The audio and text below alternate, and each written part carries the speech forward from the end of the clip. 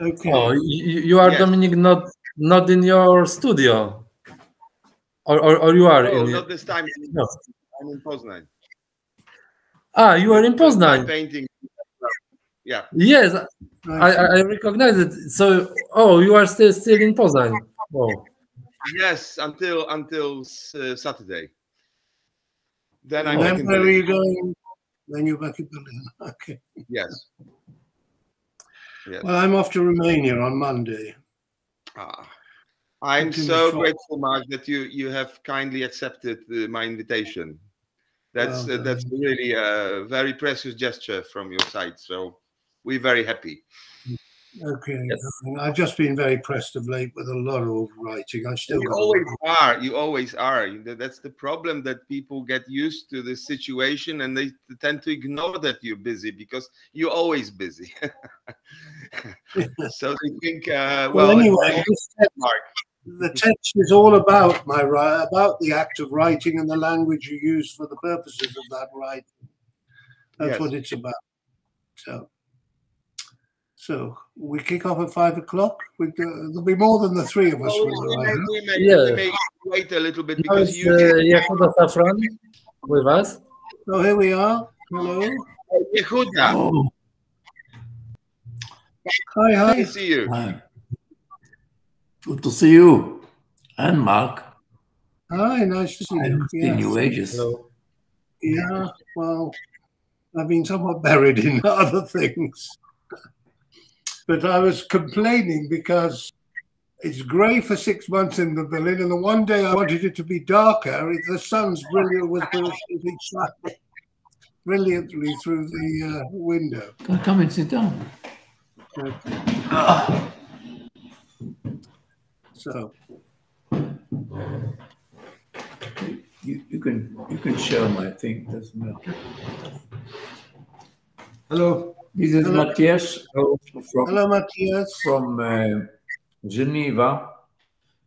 Geneva? I have worked in Mumbai for many years and many other places. Was that Swiss Romand? No, you're not Swiss French. Yes, Swiss Romand. We're in Geneva now. Yes. Geneva. Okay. Very nice. And we're talking a bit about French thinkers. I used to teach a lot of French thinkers. So. Okay, great. Good to be able to listen to the conversation. Okay. So, what time is it now? We've got 2 minutes. We just wait a little bit for my lazy students. Although I feel already comfortable in this group, so don't bother about students. They will catch up. Well, I hope there'll be some students, because I've written it in a way that it's informative to students. Probably you already know what I'm just because I've looked at the historiography of the language relating to art, and anyway, it'll come in due course. I'm so glad that our meetings come to life, and after this pandemic necessity, which caused the whole idea, and it's a great pleasure because I tend to use it now as a pretext to see all the participants of our modest group that was constructing this fabulous series.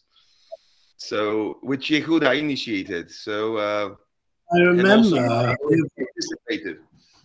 Yes, I remember Yehuda very well. I've known Yehuda as well.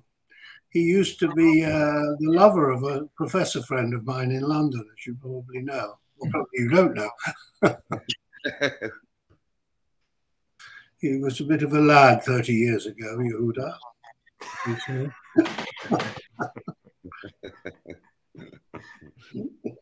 Long time ago, water under the bridge. So he must be, Yehuda must be my age now, isn't he? Well, I hardly know my own, let alone yours. I'm 75. I'm older. Oh, well. in 8 months, I will be 7 months, I will be 80. Wow, there you are. What is it the scripture says? 70 years and 10 and 80 for those who are strong. You must be a strong man. Right. That's my mother's age almost, yeah. Yeah. And your mother, give her my regards. Yes, I certainly will. Thank you. So, I remember your mother very well from Warsaw. So as my mother says, gentlemen, I'm more and more your age. Is that Yehuda? That is Yehuda there. No. Yes, I don't recognize you've lost your hair, darling. Oh, yeah. You remember our times in London then, when we were friends in London? Yeah, that's a long time ago. Yes, and I didn't mention the lady's name. Remember how discreet I was? Right. Hello, Bianca.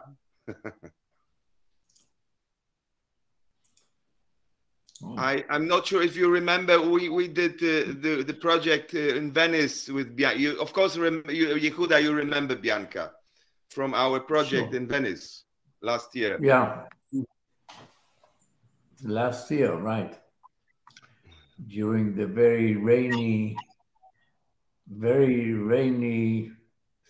windy Biennale. Yes. I'm going back there in 2 days, you know. Oh, yeah, and I remember architecture domain. we never got the transcript of what we said in the conference.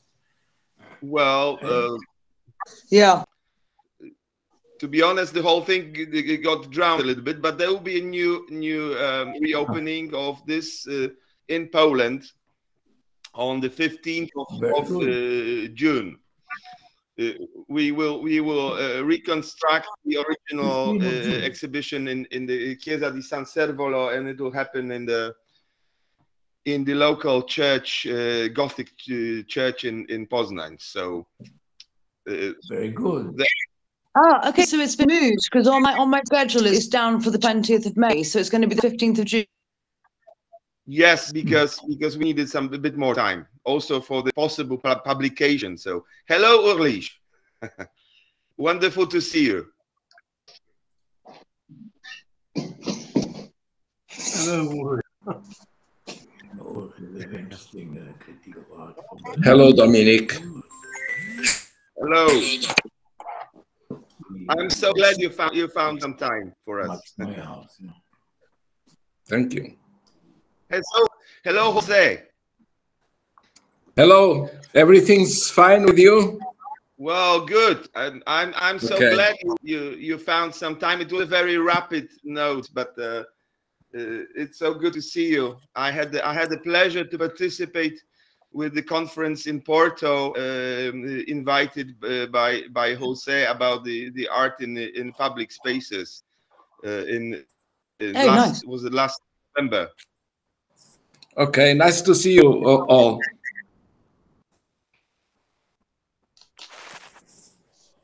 Okay.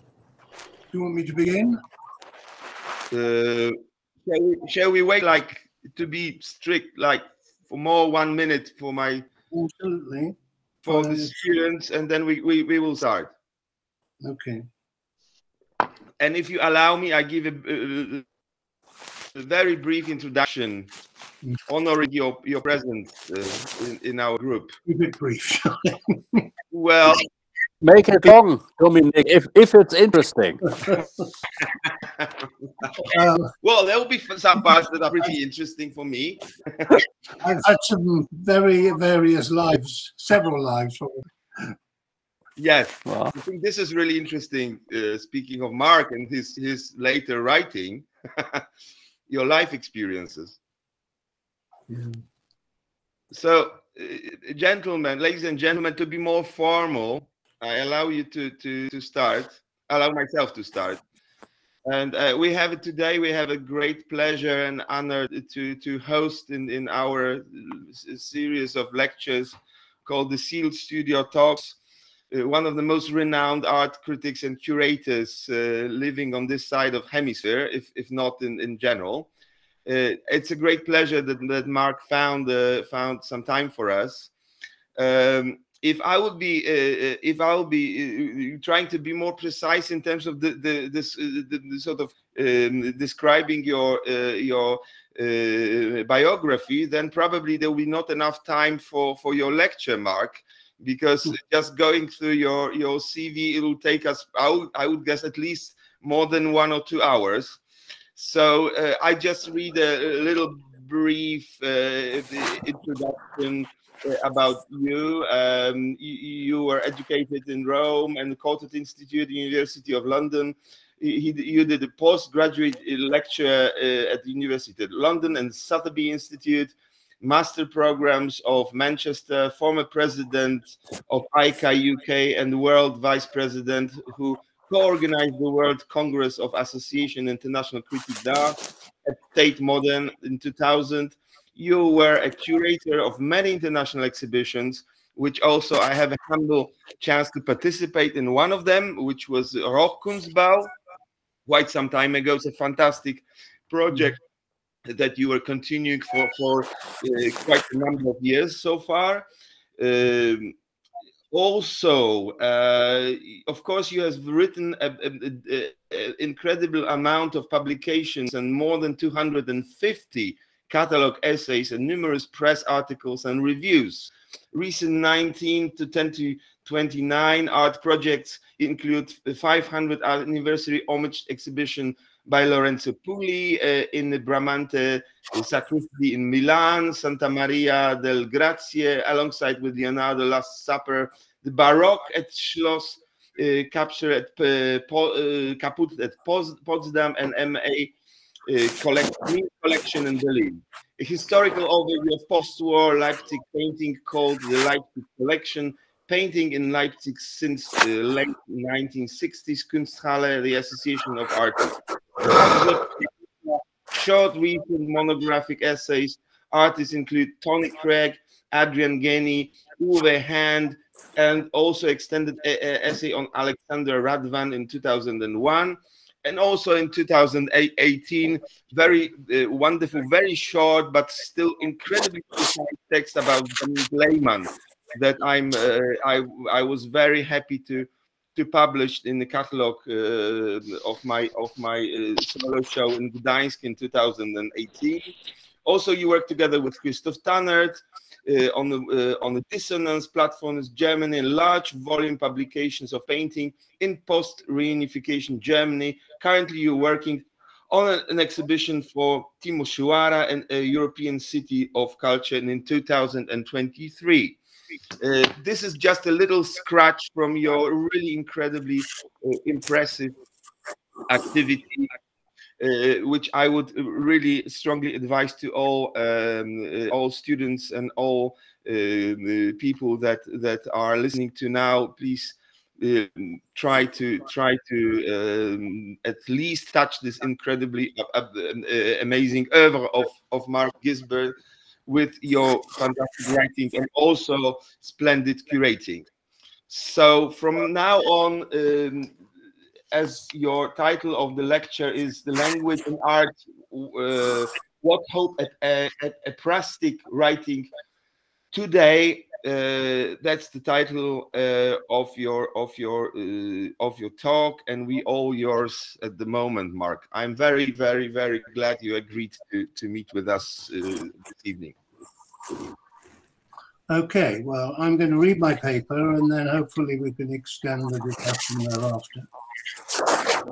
It might seem strange for someone who has written about modern and contemporary art for over 45 years, has produced about 10 to a dozen books and written over 250 catalogue essays, and still working, writing 10 to 15 catalogues a year, and many more articles and reviews.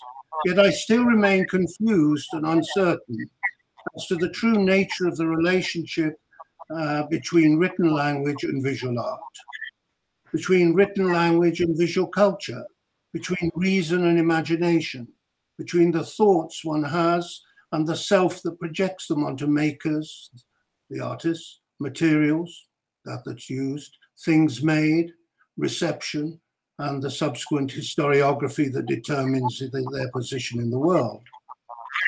I feel I can be contributed in part, this can be contributed in part to the fact that since I gave my postgraduate teaching at the University of London, where I taught mostly French and German art theory at the Slade School in the early 90s, and Sotheby's Institute, the Manchester University Master's Programme, where using the ekphrastic approach, and what I mean by the ekphrastic approach is the artist physically handled the art. This was the advantage of being linked to the auction house, that they could actually physically, it wasn't a slide projected show, it was an ekphrastic engagement with the work. I taught a master's degree on contemporary art and curating, then one of the first degrees of its kind in the world, after which I came to live in Berlin. There's a sudden jump. As a result, in shifting from teaching to writing, I became more concerned about the nature of written language and art, particularly so since I had moved from a full-time teaching to writing, full-time to a writing situation. It might be safe to say that in writing books, catalogue texts, articles, and critical reviews, I began to doubt whether what I write has any relevance or ultimate validity to that which I write about, whether they are just fancy words drawn from the mishmash language that constitutes the everyday language of art. The doubts came home to me in part through a reading of the philosopher and writer Gaston Bachelard. Here I'd like to quote something from him that came as a disturbing provocation to me. If I had to sum up a regular and busy career marked by books of different sorts, it will be best to place it under the contradiction, masculine and feminine signs of the concept and the image. Between concept and image, there is no possibility of synthesis, nor indeed of filiation, especially not the sort of filiation always spoken of but never experienced, by which psychologists derive the concept from the plurality of images. Anyone who devotes his whole mind to the concept and his whole soul to the image is well aware that concepts and images develop along two divergent lines of spiritual life. It might even be a good idea to stir up competition between conceptual and imaginative activity. In any case, all effects to make them cooperate are doomed to disappointment. The image cannot give matter to the concept, by giving stability to the image, would stifle its existence. These doubts, then, concerning the contradiction between reason and imagination in my mind are why I called this talk What Hope Ekphrastic Writing Today. In a world where the messenger, the critic, no longer shapes or delivers the message, since it's already been passed on to the world via Instagram, Facebook, or any other of the vast array of relatable social media, what is ekphrastic? What is ekphrastis in this context? Ekphrasis, I should say. At its fundamental, it is the vivid, written or verbal description, but a particular type and use of description, from the Greek ek and phrasis, to speak out. That which is spoken of, the art object, may be real or imagined. Ekphrasis has been considered generally to be a rhetorical device in which one medium of art tries to relate to another medium by defining and describing its essence and form, and in doing so, relate more directly to the audience through its illuminative liveliness. There are analogies of this with the tradition in early modernism of synesthesia, and within modern neuroscience revival of the synesthesic concept, which has taken place over the last 20 years, particularly in places like San Diego with cognitive studies and so on and so forth. In the classical age, Horace's Ars Poetica and ekphrasis, poetry, painting, and related arts like drama, were then fully integrated. He stated that a poem should be palpable, something we feel and can touch. The point being that that poetry, and by extension painting, because he refers to painting as alongside it, and the experience of it should physically leave its mark, cause an affect. It is clearly distinct, however, from what is merely information-based description, or for that matter, from analytic forms of description, bound by the predeterminant of reason and logic. From the Greek again, analyein means to break up or to loosen, break down to smaller elements in order to solve a problem or task. And this, of course, is the polemic of a critique of analytical thinking, is that it presupposes that the parts and the whole can be brought back together in a coherence. It's clearly distinct, however, from what is merely information-based as a description. Unlike semiotic systems of written and spoken language, notwithstanding its structural and post-structural instabilities, we can adhere to the tri-maxim of signify a signified sign. But there is no such methodological semiotic that can fully encompass visual representation. At best, quoting Brian Curtis, an international curator and critic, he says, semiotic analysis, in effect, acknowledges the variable relationship we may have to representation, and therefore images or objects are understood as dynamic. That is, the significance of images or objects is not understood as a one-way process from images or object to the individual, but the result of a complex set of interrelationships between the individual, the image or object, and other factors such as culture and society. This is the contextualism which still dominates the position we would take today. Speaking of myself as a former president, as you said, of the UK art critics and a world vice president, and organized the conference at Tate Modern, repeated. This is my reason. Perhaps I have spent much of my time over recent years thinking through where the words I use to write about and discourse on art come from. This does not mean I have cast aside the different methods and approaches that may be used for the various typologies of art practice, but simply to have an awareness at all times of the sources of my language.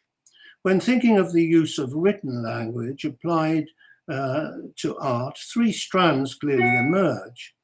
That is, when putting aside the numerous approaches from other disciplines, such as psychology, sociology, anthropology, et al. Though the strands were at one time distinct, these three strands, over the last 2 centuries, they have merged into a linguistic mishmash that is treated as the common critical or descriptive language of art today. Resegmentation is needed as to which ideas derive from the field of aesthetics, from the field of criticism, and the field of art history. Aesthetics, the term was given to modern usage by the German philosophers Alexander Gottlieb Baumgarten in his Meditationes in 1735, as a science of what he of what we sensed or imagined. It's very interesting that he thought you could scientificize, that's the whole idea of the social sciences, one must presume. Moses Mendelssohn, however, in his Letters on Sentiment in 1755, displaced this view and removed it from the world of scientific thought, potentially, to the world of affect and emotion, which is where it has remained since then. Moses Mendelssohn was, and these two figures, the word was literally invented, of course, and appropriated from the Greek source, which means little more than aesthetikos, means no more than sense perception.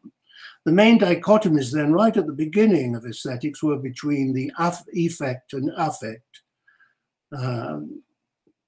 Effect is in the world of science. It seems to me it's empirical and inductive. Affect is in the world of the emotions and the world of subjectivity. It was Immanuel Kant who formulated the early modern understanding of the subject-to-object relationship, the viewer and the thing viewed, in the Critique of Judgment in 1790, based on contemplative affects. what today we would consider little more than the position of taste and connoisseurship. The asserted primacy of subject-object was something heavily criticized, of course, by Heidegger. Since he rejected all form of aesthetic subjectivism, he thought the aesthetic should be displaced in favor of the thingly qualities of art. This is central to his essay of the 1930s, of course, The Origin of the Work of Art. However, it is Hegel's aesthetics, the series of lectures he gave in Berlin in the 1820s, which were copied down by his students. It is Hegel who brings history into aesthetics, influenced partly by his reading of Winkelmann. Hegel's philosophy of art is a wide-ranging account of beauty in art, the historical development of art, and the individual arts of architecture, sculpture, painting, music, and poetry. It contains distinctive and influential analysis and is regarded by many as one of the greatest aesthetic theories to have been produced since Aristotle's Poetics. It is due to Hegel that aesthetics became a sub-department of philosophy in the faculties of universities today. Now we might ask, why is all this relevant? And I would argue that it is necessary that when using aesthetical language terms, that you are pursuing an understanding of similitude. The underlying nature of art that forces that address, the episteme of an age, what Michel Foucault intends as the guiding unconsciousness of subjectivity within an age. That is to say, and I'm quoting him, in any given culture and at any given moment, there is always only one episteme, this is his term, that defines the condition of possibility of all knowledge, whether expressed in a theory or silently invested in a practice. In phenomenological language, we might term this the inherent or prevailing givenness that is the immanent condition of the episteme, something I think which would be agreed with by Deleuze, Jean-Luc Nancy, or Jean-Luc Marion, dominant French phenomenologist. Please note, I also want to stress that the role of Hegel is very important in the 20th century, particularly the lectures of Alexander Kojève, who was educated in Berlin and Heidelberg, but of course when the Nazis came to power, went to France, and during the late 30s gave a series of lectures from 33 to 39 on the phenomenology of the spirit. These lectures were enormously important on the development of French intellectual life in the post-war period. Almost all the major figures read or referred to them at some point. The language of aesthetics then is obviously different from the language of criticism, since unlike aesthetics, which seeks a meta-narrative of similitude, that is to say what is shared, criticism is clear-cut and based on difference. Simply putting aside Diderot, and I'm not going to go into whether Diderot was or wasn't a critic writing in the 18th century, in visual arts, it's usually associated first with Baudelaire and the painter of modern life, his series of, his essay that was episodically published between 1861 and 64, speaking on the originality of the artists of his day. Although I must say the man he chose, Constantin Guis, is a dreadful artist, but that's by the way. And the most famous quote, perhaps from the painter of modern life, of the practice of artists in his time was, he is looking for that indefinable something we may be allowed to call modernity, for want of a better term, to express the idea in question. The aim for him is to extract from fashion the poetry that resides in its historical envelope, to distill the eternal from the transitory. Hence, we enter the arts, hence what enters the arts is the notions of originality and authenticity. Art terms that begin within the frame of reason, since they're based on difference. To have the authentic, there must be something that's inauthentic. To have originality, there must be something that is not original, hence difference. This does preclude, and I'm fully aware, of course, Kierkegaard uses the term authentic in the terms and development of Christian existentialism. But I think that's a strand that is relevant in other respects, since it runs through in continuum, as it were, through Martin Heidegger, Gabriel Marcel, and eventually the atheism of Jean-Paul Sartre, before he subsequently rejected it.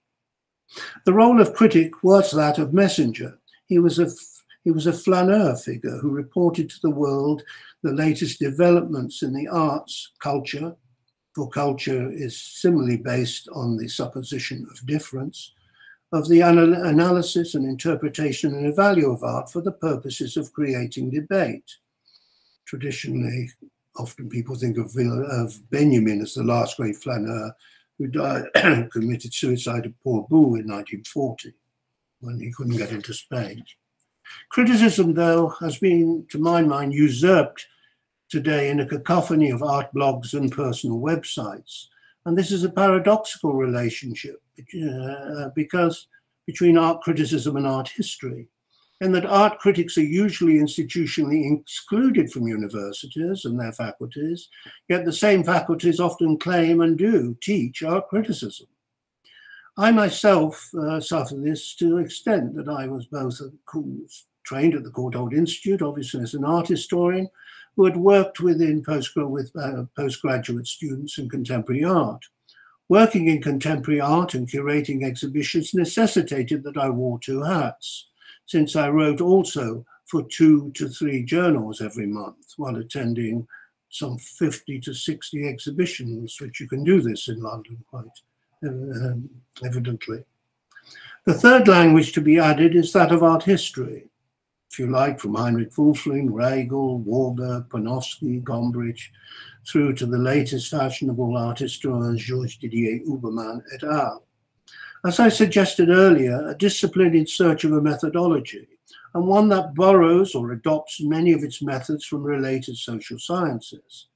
In a certain paradoxical sense, art history is not overtly interested in art as art, and that it is concerned fundamentally with artistic movements and change. Why does art change? Why does art develop? What are the boundaries between so-called art historical periods? Why should there be such boundaries? Beginning with Wülfling's tradition of stylistic differences, the ubiquitous two-screen or double image of compare and contrast, the language that flows from it is that of material analysis and derived sources, iconography, something that seems now completely inadequate in the internet age. In opposition to the Vienna school of Alois Reigl, who favored Kunstwillen, literally the will of art, he puts it, period consciousness, and the rejection of comparative analysis and classical historiography. Panofsky's iconology sought a synthesis rather than a scattered analysis and examined symbolic meaning on more than its face value by reconciling it in a historical context and with the artist's body of work. These and many other art historians have added specific terms and language usage to expand our understanding of period consciousness, though the past can never be fully reconstituted. Though I might add with a caveat, and I've just done a text on augmented reality, that it might be achieved through the simulacra of artistic intelligence and or the developments of augmented reality. But as Baudrillard once observed, citing Borges, if we were able to take as the finest allegory of simulation the Borges tale, where the cartographers of the empire draw up a map so detailed that it ends up exactly covering the territory, but where, with the decline of the empire, the map becomes frayed and finally ruined, a few shreds still discernible in the deserts. The metaphysical beauty of this ruined abstraction, bearing witness to an imperial pride and rotting like a carcass, returning to the substance of the soil, rather as an aging double ends up being confused with the real thing. This fable, then, would come full circle for us, and now has nothing but the discrete charm of a second-order simulacra. This is taken from the selected writings of Jean Baudrillard. These then are the building blocks of the writing life, the words and usage that are shaped, hopefully, as a response when writing on any given artist, project, or creative practitioner. This is why I favor, whenever I can, ekphrasis over an analytic method of writing, since it suggests that you have to seek immanence within the artworks you are writing about, a poetic parallelism that synthesizes the actual sensation of the looking experience. Merleau-Ponty would call this the embodied consciousness, or, and I quote, "We are invited to rediscover behind the vision an immediate presence to being, the flesh of being, and the flesh of the seer." This is taken from The Visible and the Invisible, the text published post-mortem that he was working on at the time of his death, published in French in 1964. I try, therefore, to work with this long train of language of art and attempt to apply it with a sense of honest precision. For I now write across wide areas of art and European history. It is in an extempore way, I might point to some of the 90 books or catalogues that I've written in the last 6 years. We have in England a saying, there are horses for courses. And with the written language I use, I generally it's either taken from aesthetics, critical or art historical strands I've alluded to. It does not preclude appropriations, however, from other methodologies, psychology, a good leavening of Lacan, sociology. Recently I was working on Leonel Festinger and cognitive dissonance, and on occasion anthropology. But also the use of language is used to reinforce the subject matter at hand. And I thought I would indicate by just showing you a few of the publications that I produced in the last 6 years. This is a publication of a major German exhibition I did. Can you see it? Right. Called Wahlverwandschaften, or Elective Affinities, which was a historical. This was the first exhibition in Latvia of German art since the 1920s. So it was nearly 100 years, for obvious reasons, historical reasons. And it is literally a history of German art from the late 60s, with everyone you would expect in it, from Richter and so on and so forth. And so, obviously, in doing a catalogue like this, I used mostly art historical language and focused the method following rather conventional art historical approach, although I did not use diachronic narrative because I divided the exhibition into 4 thematics, and that then allowed me to have more freedom in terms of writing. This is just to show the variety. This is a book I did on the Gemälde Gallery, a project with an artist called Joe Ramirez. This is called The Alchemical Presence. It is about film and alchemy, but what was central to this was the production of a large disc in the mode of Cennino Cennini's Il Libro dell'Arte, which of course was published, we don't know exactly, about 1404, which was known as the Craftsman's Handbook. And so it was linking together medieval practices, medieval ideas with photography and its early conception, because in early photography there was the use of gold and silver, chemical applications and the development of daguerreotypes, calotypes, and so forth. Yeah, there was another example. In each case, as I say, I adopt different viewpoints. I did a book, this one, which was quite interesting, again, which required something else. This was a book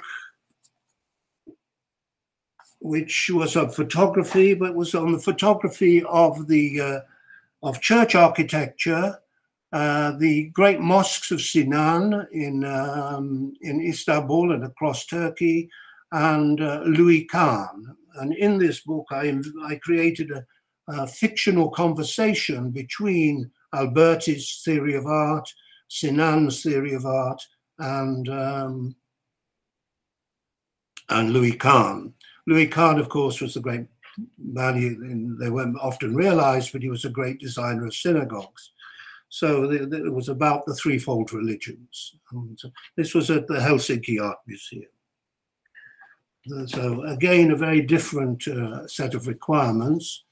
And in fact, I'll let you into a little secret. This conversation was conducted by a man called Brother Polycarp, because when I was becoming a Franciscan friar, had I have come a little earlier into the Franciscan order, I would have had to have been called Brother Polycarp.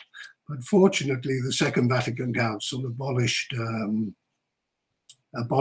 requirements, so I could be Brother Mark. So there we are. That's why I chose Mr. Polycarp for this conversation. Again, in each case, they're very different. I did a book on with Nezuka Takichi, with performance, when she was for a year at the Villa Massimo. And this was a project in which every day she bought a new set of clothes from Bengali people off the street market in Rome, wore the clothes every day, a new set, and then was photographed on that set of clothes. It was like a sort of material diary. I did a big show on the Baroque that you mentioned. This was about women artists entering into the Schloss Caputh here in Potsdam. The importance of this is they were all women, and that the Schloss had been built for Dorothea, the Elector of Hanover's wife, the Elector of Brandenburg's wife. And so it had a particular theme of that, and so on. I mean, I find that in terms of the language I use when I incorporate other languages, if I'm writing on informal art, I tend to use a phenomenological language. If I'm writing on pop art or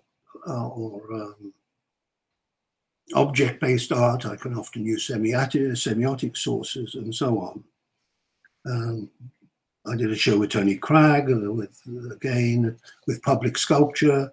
And you mentioned the show I did on the history of the school, which included the communist masters as well, from Leipzig, which took place in Zagreb in 2019.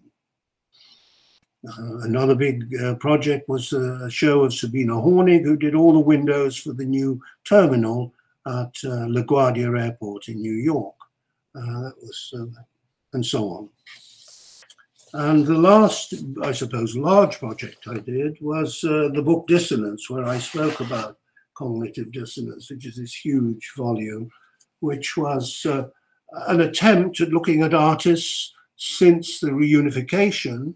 They had to be born after 1972, how to find some, not unity so much as a way of addressing the 81 different positions in painting in Germany today. And this book I did with Christoph Tannert here.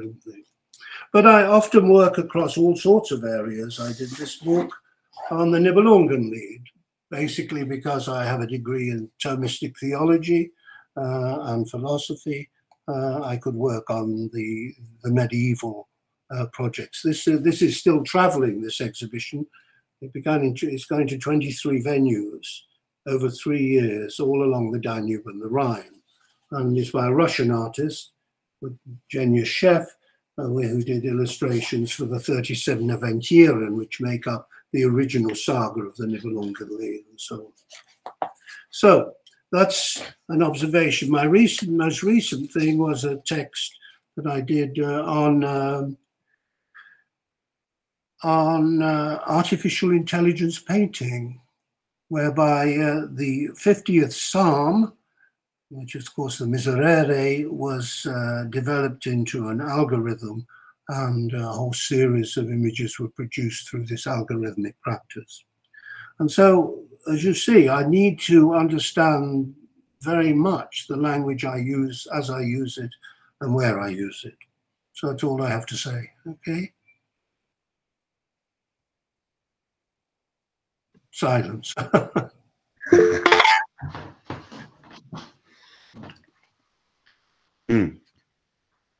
Ulrich. Thank you so much. Yeah. Thank you. Ulrich, Thank you so much. I took so many notes, so I should read that one. Well, Mark, thanks a lot. It was really very impressive. Your walk across time and these different fields of knowledge, and I feel quite unable actually to react in detail. I mean, I would love to read this paper. I think it would be very helpful. I've been wondering, yeah, that would be really fantastic. Maybe Dominic, it's an idea to make it available to the participants of this reunion. I was wondering, however, yes, sorry. No. Please go on. I have my questions, or this is sort of reflections in a moment. So please do, Ulrich, continue. Well, yes, thank you.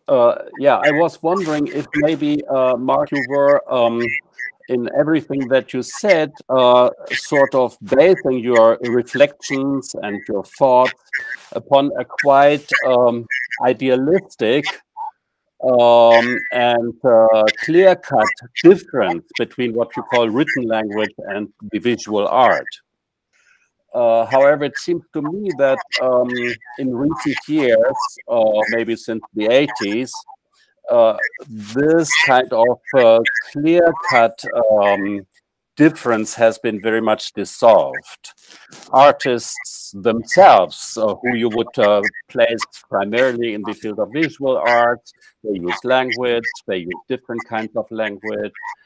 People who primarily deal with language, let's say writers or talkers or whatever, they integrate into artistic projects and cooperate with artists. There's all kinds of, let's say, cross-fertilization going on. And under these circumstances, I'm wondering, if not, what caused you to be doubtful about your language and your use of the language needs to be completely reconfigured. This is my question. Well, I would say, as a quote by Bachelard at the beginning, which was a quote some time ago, it was 1960 when he made the quote in the Poétique de la Rêverie, is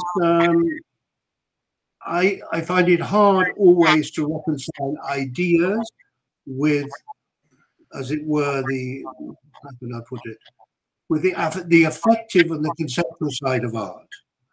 You know, there is always a sense in which, as a writer, ever since Alberti began writing about art in the 15th century, the writer has always dominated the artist.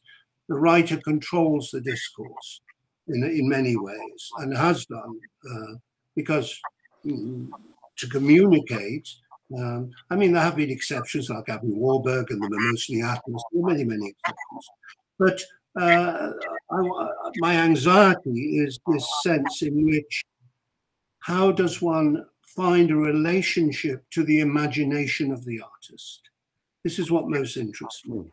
And finding that relationship, well, in a classical argument, it was good rhetorical, but that's why I like ekphrastic writing, why I admire Bachelard, who is one of the most poetics of all the great French philosophers. He wrote extensively on, from an ekphrastic point of view, on art. He worked with Tapies, he worked with Chile, he worked with many post-war art. So my doubts are not that I doubt what you say, which is quite true, that the discourse has emerged into interdisciplinary, that I may have called it a mishmash, but all I'm trying to argue for is an awareness that when you use language, you know where it comes from. And I don't feel that when people use language today, they know the line or the route, how it's arrived at where it is, as it were. And this sort of cacophonousness is only exaggerated more within the new media. That's the view I take. I'm certainly not against interdisciplinary approaches. I'm certainly not against. I taught Foucault, I taught Derrida, I taught all these things at the Slade when I was a teacher there. And so I'm not against any of that. It's not against something, but it's finding a route as a writer to, as it were, a poetic parallelism to the artist you're writing about. After all, it's very intimate when you write about in a monographic situation. What I would like to seek is to be true to the artist and true to myself, and it's not always possible. It's not always easily achieved. That's all. I thank you very much for this clarification, and I think there's many things in it that are very important to keep in mind. However, I'm asking myself if we are not experiencing. I mean, maybe it was a glitch, but you indeed, and you repeated it, and you mentioned it again. You were talking about this mishmash, right? Linguistic mishmash. But maybe it is what negatively might be called linguistic mishmash. Maybe it indicates a chance that is presented by the contemporary situation, which would be a chance of reconfiguring the positions of the writer, of the critic, of the art historian, of the artist, etc., etc.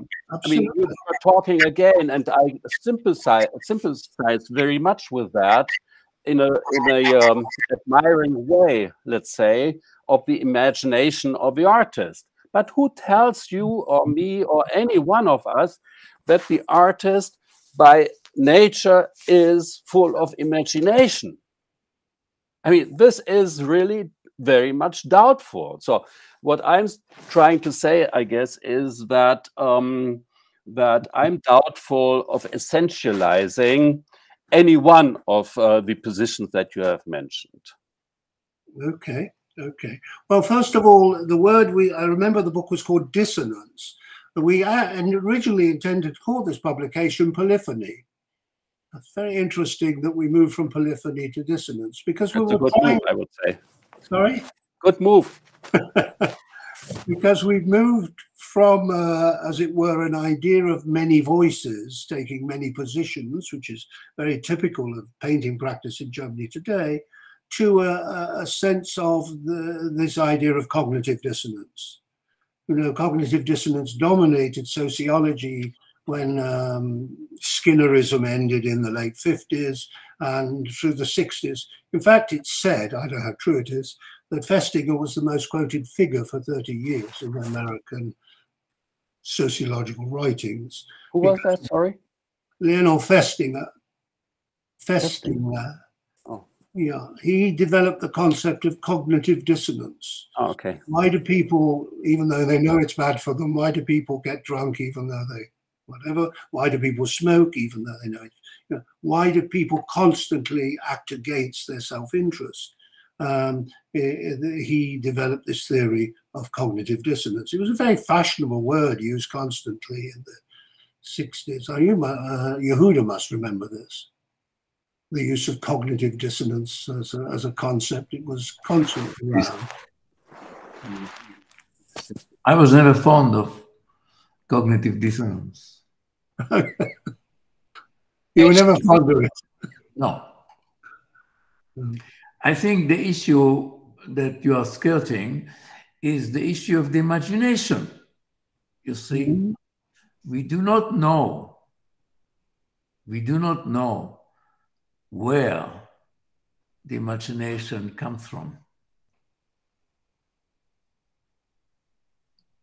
That's true. That's true. We don't know where it comes from. Absolutely ignorant of the source of is there reference that we are using again and again, and you have used it, rightly so.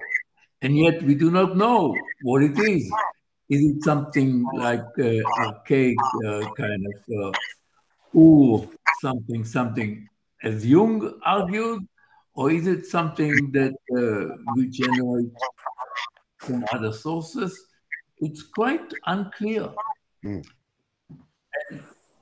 you could say that insofar as art any degree of originality, that would depend on its ability to generate something from the imagination, something that we do not know. So, well, that is true, but equally there are reductionists, as you well know, in places like University College London, who would say there is no such thing as consciousness either. There is just a very complicated chemistry box that we don't fully understand. A lot of neuroscience today has gone in that reductionist direction. In response to that, you then have people who are trying to generate the ideas of what are called I did an essay a few years ago on neuroaesthetics, the idea that culture itself could change the neurological makeup of the body. There are all sorts of crossovers here. That's why I mentioned synesthesia in passing. Synesthesia was a very fashionable subject in the late 19th century. The word was invented by Galton in 1880, and yet it comes back today in Ramachandran, in Antonio Damasio. All these great writers of neuroscience are reviving the synesthetic idea. So what is, in the sense that you can't define imagination, it's very hard to ultimately define consciousness itself. An imagination presumably must exist within the realm of consciousness. Oh, you're absolutely right that two issues are intimately related. What we know about what you call consciousness and what we know about the imagination intertwine. And I would say that what one doesn't know about the one thing is reflected in what one doesn't know about the other. That's very true. But I think, therefore, that in writing, even more so in writing than in art, one is forced to make some provisional assumption about what one means by the imagination or what one means by consciousness. It's not necessary. The advantage of art is that insofar as one is engaged in art, one is not obliged to be clear about this issue. On the contrary, perhaps the requirement of clarity in this respect is not a characteristic of the practicing artist. The practicing artist can afford not to know exactly what it is that he or she does. Of course, that's true. I think that is one of the great advantages of that practice that humanly we, shall we say, encourage each other to indulge in, you know. Society... I noticed in this book, writing this dissonance, artists are like magpies. I don't, you know, if you know what a magpie is, I'm sure. They flit from one thing to another and create a new synthesis. Well, it's just a way of repeating mishmash, because magpie and mishmash is the same thing. Interesting. Well, the flower of the magpie... We're gone for this. Yeah.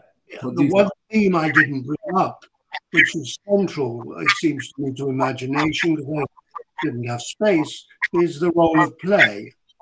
Play is usually associated with the space of the imagination. The child and then play, and I don't mean Huizinga and Homo Ludens. I'm thinking more in the Winnicott sense of play and reality. The notion of play seems to me a very central characteristic, or one of the characteristics one could discern within the imagination. Would you agree? I would say that the more important for me than Winnicott is With Homo Ludens by Hussingen, who was a great art historian, as you know. He wrote a great book on medieval art. I know. And wrote Homo Ludens during the Second World War. I know, 1938, I frequently consulted. It just seems a little stilted now when I read it, that's all. But anyway, Homo Ludens, that's neither here, we won't argue over the value of Huizinga, but do you not think the play is a central aspect of the imagination? Artists play around in the studio. I mean, Nietzsche says artists hanker in childhood. Nietzsche stressed the relationship between play, childhood, and the souls of artists. He mentioned I would say, Mark, because you mentioned play. I mean, I would also like to think on the basis of what Yehuda said relating to the idea of imagination. I would like to ask you about another aspect of imagination nourished by the inaccessibility. Because I think from my practitioner's position as a painter, there is a quite important question that exists within the concept of inaccessibility. If you think about the force that nourishes the imagination, it will always be an inaccessibility which allows us to develop. So as I think regarding probably the art criticism, I was just thinking about your forthcoming talk yesterday. I just bumped into this book of our unfortunately passed some time ago a colleague and my tutor Stuart Morgan with his little book What Butler So, writing about the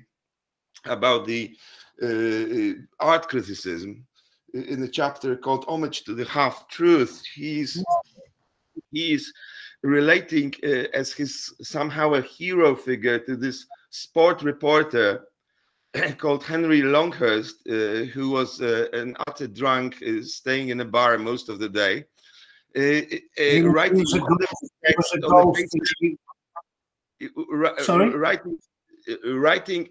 that's his story. But I thought it could be interesting just to mention. He commented on golf. Henry Longhurst was a golfer. Henry Longhurst. He was a golfer, and he commentated on the British and the reviewer writing for the press. From at least that's. Yeah. I'm not into golf. I'm into what Stuart wrote. I'm just telling you that's who he is. You know, that's who he was, and he was a drunk. Yes, he was often drunk on television. So the story was that he was actually not present at any golf matches or competitions himself. He was just sending the boys to tell him the story. He did sometimes. I know this because I knew Stuart when he was alive, so I know this story very, very well. And, I was just going to think about just to ask you about your opinion in terms of the writer and also a curator. That how does it relate to the question of inaccessibility? Because the problem of this mismatch that you were also just discussing with Yehuda, I would say partly is what is related to the question of this illusion of accessibility, which in fact and the accessibility can be measured in the time, and it can be measured in the physical space. And in the time means that there is this urge to be on time, meaning have an access to the actual, and also the physical distance, which allows us to see the object from the bigger perspective, meaning that you can be delayed also in time, but also delayed within a distance. I find it incredibly important as an artist to have the chance described by Duchamp already of the studio space, which provides us a delay as a kind of a tool for the critical reflection. I was going to ask you about your attitude to the inaccessibility, to be understood more correctly as a distance, and also as a time shift within a delay, which maybe allows you to see, in fact, and reflect upon with your creative writing onto the now. So how much do you feel you need to be on time? First of all, at the origin of criticism, remember the artist had very little contact with the audience. It was the role of the critic at its inception to be the messenger, as I made that clear. He took it out to the world, then the artist exhibited it, then people responded and responded. All that has collapsed in modern criticism. And so that sense, so I do think there are delayed responses. I mean, I've written on artists that I thought I detested and then discovered I liked through reflection and engagement. Yeah, that is possible. But the point I was making about the imagination is that when I write about an artist, I want to somehow be true to them and true to myself. I cannot, the inaccessibility of their imagination, such as it is something I can only aspire to. But what is certain about imagination is that I think Deleuze would say it is a condition of immanence. Immanence is, the imagination is immanent within being, immanent within consciousness. And one hopes in the process of writing to touch that immanence. That's why I pointed to ekphrastic writing, which was a sort of poetic parallelism rather than an analytic method which subjects everything to reason and logic. Analysis is always retreats into reason and logic. That's the nature of the analytic method. And remember at the beginning, Bachelard said the dichotomy that you could never reconcile the imagination with reason. So from the outset, I've acknowledged that it is never fully reconcilable, but the achievement or the aim of the writer is to create some sort of synthesis that makes their work accessible to the world, that is true to both the artist and true to the writer. And so that's where I was referring to the anxiety. You will have also noticed in the bit I quoted from Bachelard, that he talked about concept and image in such an order that we assumed that the concept was masculine and the image was feminine. That would be not acceptable to the modern mind, the idea that women are about imagination and men are about ideas. This would be totally intolerable in the modern world to argue that. I mean, we're talking about a philosopher who's 80 years of age when he's writing it, you know? So obviously, whatever is written in time is embedded with that, and filled out with the episteme of that time. All of this I'm aware of. You know, I did teach for a long time, so I'm aware of that. What Foucault calls the episteme of a moment of an age is always present.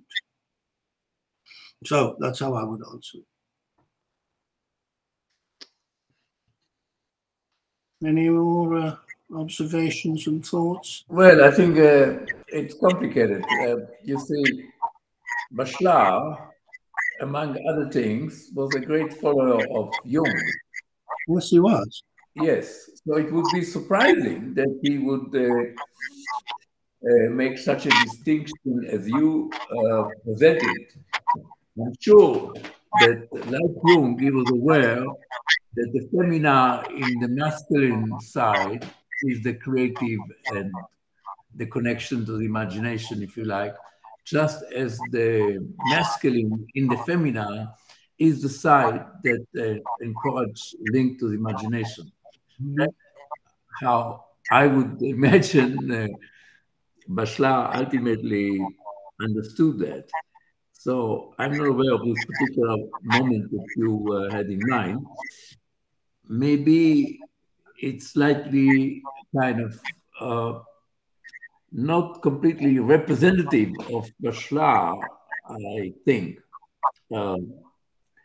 I think that it will be more like Bachelard to think that of this kind of Jungian ambiguity, you know, I think. Well, he always refers, in almost all his books, have the word poetic in it. Poésie de l'espace, poésie de la rêverie. Yes. Always to do with poesis. But also water, fire, etc. Water, fire, air, so on. In the case of fire, it has in the name psychoanalysis of fire. Psychoanalysis of fire in 1938. Yeah, I've read it all. Yeah. The question I think is whether you see, I do not think that as a critic you are necessarily obliged to establish, as it were, the source. You think that, I mean, from my own experience as a critic, I try to avoid this issue because I think it's tricky. It is tricky that to try to establish the source. The source is, indeed, there is this famous poem that Wittgenstein quotes, which is called The Source. Likewise, truth, you make a reference to truth as if truth is something that can be evident. But as we all remember, the beautiful essay, perhaps the finest essay of Mr. Heidegger, is called the Ursprung, the Kunstwerke. Yes, Beautiful, the origin of a work of art. Failure to acknowledge the simple word either art or origin. And I think it's more depressing in the case of the word origin. However, if you remember this essay, it is a very nice way, I think, a very hopeful way to engage truth as a aletheia, as uncovered. Uncovered, yes. Meaning the process of being uncovered is not uncovered because truth always appears in European iconography as half-naked, half-dressed woman. And maybe she need not be a woman, but so it is that she was portrayed as a woman. And indeed, the process of being covered or uncovered are endless. And so when we come to the work of art, we, if it is a successful work of art, it only means that it reveals something that was not yet revealed. What it is that it reveals, it can hardly be spelled out in a way. And if there are difficulties in writing about art, is, in my view, is precisely that aspect. That is to say, that insofar as the work of art reveals something that was not yet revealed to us, it's extremely difficult to put your finger on it, or even to find words for it. It's vague to the extent that Baudelaire, as that's why I quoted the modern painter of modern life, he says the artist has to reveal this from the envelope of life. Exactly. Yeah. And if you remember the Courbet painting of the artist studio, actually make the same point. Yeah, absolutely. No, that notion of revealing is that. But of course, truth is a very problematic word. I mean, there are many coherent theory of truth. There are, you know, I have a little. I spent a day once going through all the theories of truth that have been dished up by philosophy over the last thousand or so of years. And truth is a very problematic word. But I would argue that truth at one level has to have meaning. You know, it may be a fact that a number 10 bus stops outside my window every 10 minutes, but that to me is not a truth. That is a bus schedule. In other words, it only takes its meaning if I'm a regular user of that bus. So in a sense, the truth is always in some way linked to a meaning content. Wouldn't you agree? Well, I think you didn't help us by introducing another difficult word concept called meaning. Yes. You know, one of the things that we are lacking as a culture is a good theory of meaning. We do not have a theory of meaning. So having introduced this at this late moment in the discourse, you just increase our troubles. But maybe to increase our trouble is a good objective. Yeah. Use the word meaning. Let's use the word the bus. If you utilize the bus, it has value, truth value for you. If you don't utilize it, and it goes past every 10 minutes ad infinitum, it's just a bus schedule. There has to be some level in which... That is what we call the functionalist theory of meaning. And many people have used it, of course. Of course, yeah. I don't think it's very helpful. I think it is helpful in concrete instances, yes. Helpful in life, definitely. But not helpful in the theoretical sense. It brings us nowhere near. Well, there are other problematic words you could introduce. Value is one we don't use anymore either. So it's very difficult to use the word value today. So you could say, grosso modo, you could say that the critic cannot wait till he is able to clear all these issues before he writes. I didn't hear you. Sorry, say that again. I said that the critic cannot have the luxury of giving an answer or solving all these issues before writing his text. No, and in fact, what you pointed out more than anything else, in my view, is that there are kind of great unsolved problems on our horizon that we can only suspend our possible response while we are doing our work, which is writing our critique. Well, yeah. I mean, I'm a strange beast in that, you know, I'm a trained art historian, I was an academic, and that I mostly now curate and write catalogues from all over Europe. Many, you know, published in many different languages and so on and so forth. So maybe that's where my discomfort lies, in the ambiguity of being certain of whether I'm a critic or an art historian or a curator or what kind of beast I am. You just have a fair chance to multiply. Yeah. So there we are. Any more comments? Is there a temptation, Mark, in you?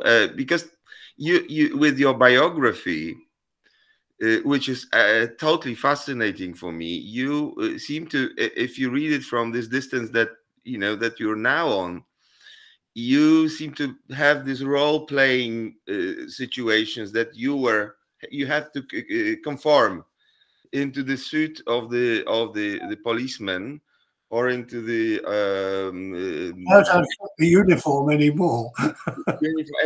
Yeah. So in this case, in your writing, and this is just, you know, guessing.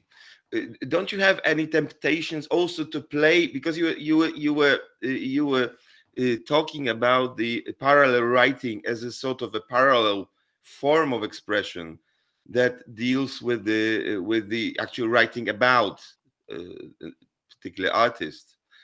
Don't you have a temptation to actually go exactly into the sort of a suit that is not necessarily the suit of somebody who is supposed to serve the function of somebody who creates the bigger proximity between artists and the audience, but somebody who plays within a form of writing, which I could compare to the exercise in style of Raymond Queneau, whether you can describe the same thing in an utterly different way, depending on what sort of studio you jump into.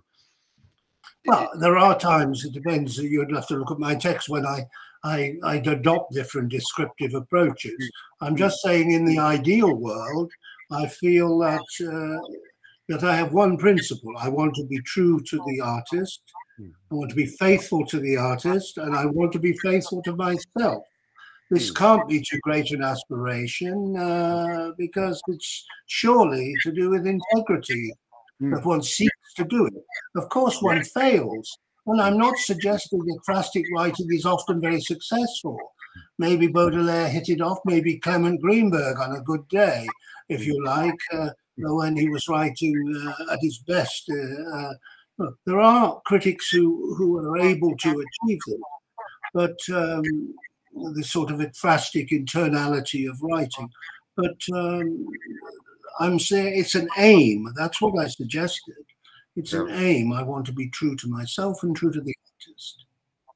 And I write a lot on artists all the time. I'm doing a catalogue at this very moment on Romanian surrealism for Timișoara, with a young artist who is very, very much in the tradition of Romanian surrealism, very influenced by Romanian surreal poetry in the 1960s. And also, at the same time, it's no surprise, there's a major retrospective of Victor Brauner on in Timișoara as part of the European City of Culture. And her show is another one related to that. So, yeah, it's quite demanding. I mean, I don't read Romanian, so it's very hard to get all the information together to be fully unearth an understanding of what the surreal consciousness is in a Romanian mind. Of course, I know many great Romanian intellectuals went to Paris, Mircea Eliade, Ionescu, many Isu, many Romanian went to Paris, and of course mostly wrote at Cioran, of course. So I could read something of the Romanian consciousness in their writing.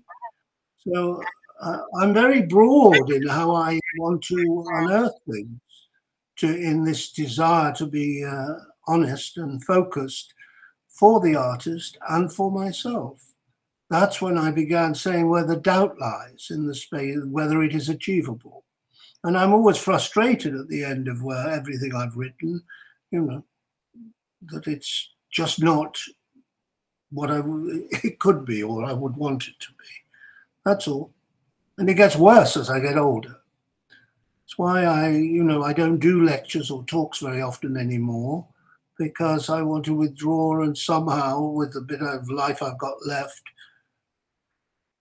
get it together, as it were, an accessible fusion, a sort of a mastery of and a comfortable relationship between the language you use to talk about art and art itself. That's all I would observe. Anyway, it's nice to see you, Yehuda. You've lost a lot of weight. How much weight have you lost? I have no idea. I don't measure. Darling, I could hardly recognize you. You were like me. I think I must have gained it all from you. I wonder where it was coming from. You have gained what I've lost, you see. I wonder where it was all coming from. There has to be equilibrium in the world. Yes, I used to have that theory that there was I wrote a piece that I'd like you to read when you have a chance. I wrote a piece on a Romanian sculptor who lived and worked in London called Paul Neagu. Did you know him? Oh, I know Paul Neagu. I curated him in a show recently. Oh. He was part of a show with in the collection of Volker Deal, which I did in Poland, in Wrocław. So I wrote a piece for a catalogue that was for an exhibition originally in, I think, Luxembourg. Yeah. And I wrote simply on the word concept of hyphen. On hyphen. You know that many works of his were. I know it's well done. So now, the series I did was a series called Star, which were large wall paintings. Okay, so I wrote on hyphen, and yes. I, unlike some pieces that you will not necessarily recommend to other people, I do recommend this piece to you since you are interested in Romanian culture. Okay, well, send it to me, and by all means, I'll read it. But I haven't been to Romania for a long time, but I was approached by a museum there to. I never been to Romania, but I knew Bornego in London. Yes, yeah, I met him, I think, in London. I can't be honest to say that I'm sure I met him, but I believe I met him with Jane English, I think. Who was a gallerist in London, Jane English, and he did a drawing show or something with her. But I may be wrong. I don't know. I'm sure. Yeah. Sorry? I'm saying he could have done the exhibition of drawings, yes. Yeah.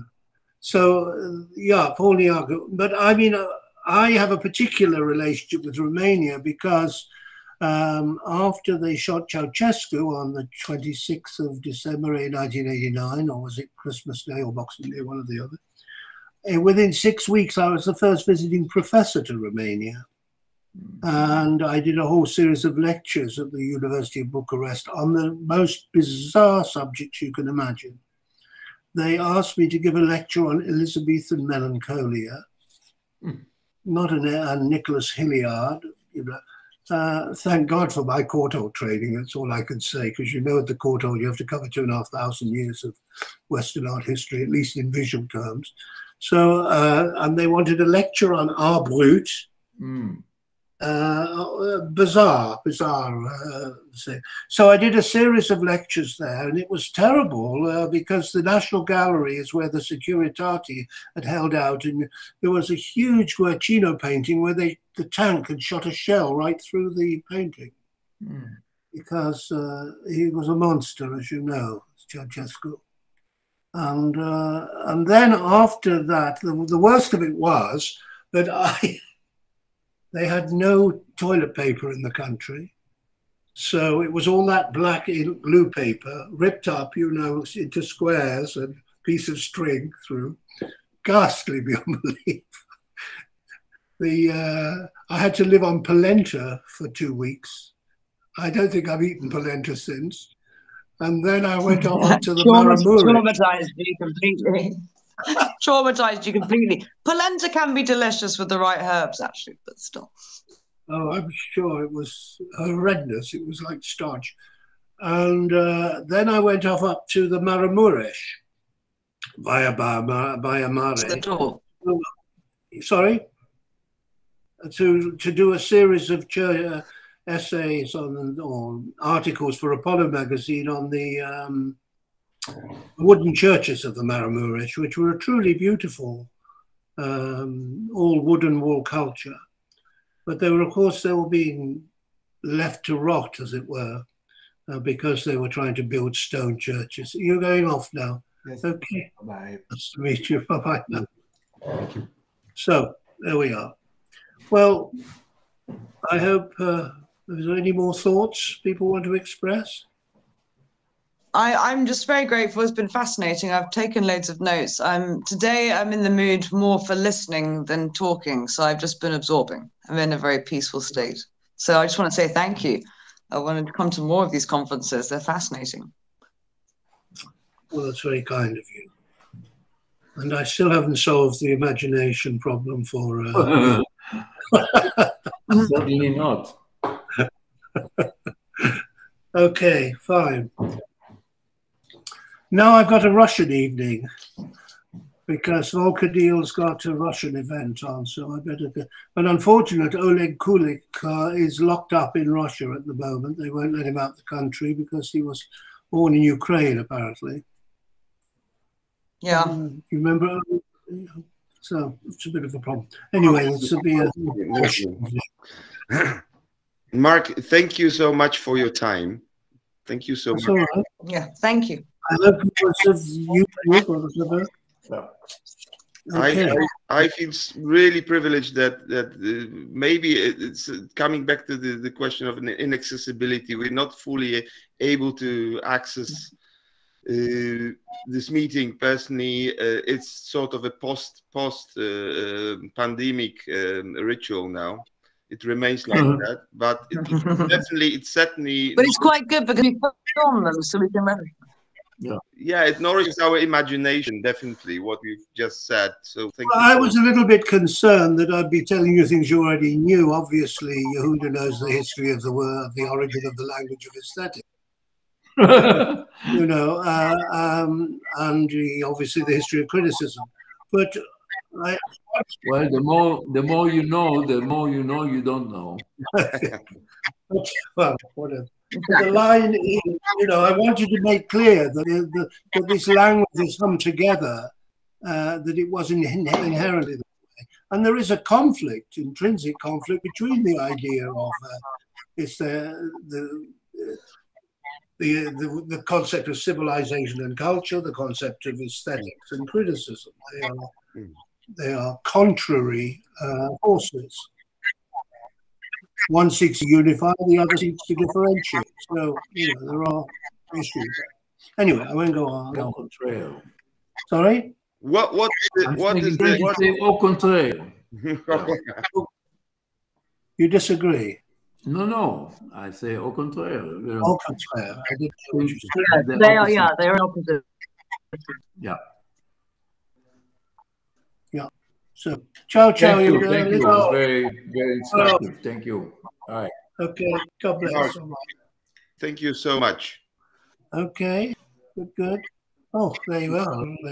Who's this young lady here who's styling? And then we're still with you. Katarzyna, you're there. Is that Katarzyna? Katarzyna? Is there just to put on her microphone. Oh, she has to put it, doesn't matter. I just wondered who she was. She didn't have anything to say. Anyway, not all. So, have a good weekend. And hope all goes well for me next week. You as well. Yeah, after Romania in the morning. Yeah. Best of luck. I'm looking forward to reading the essay. Yeah. Yes. Right. Listen, I've never been to Timisoara. I understand it's incredibly beautiful. It's supposed to be the most beautiful city in the main, so I'm looking forward to it. Right. Although, about it when you're there. Yeah. Okay. God bless. Litraot. Thank you. Bye-bye. Bye-bye. Bye, Mark. Bye-bye, darling. I'm gone.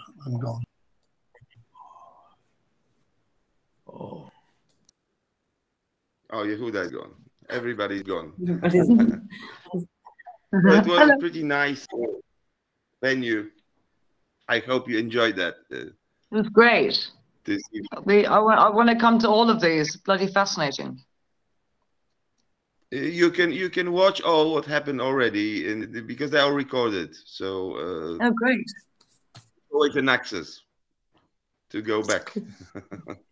There's no access to go forward.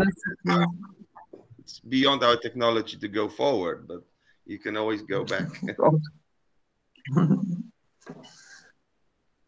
But lovely to see you, Bianca, and thank you for joining.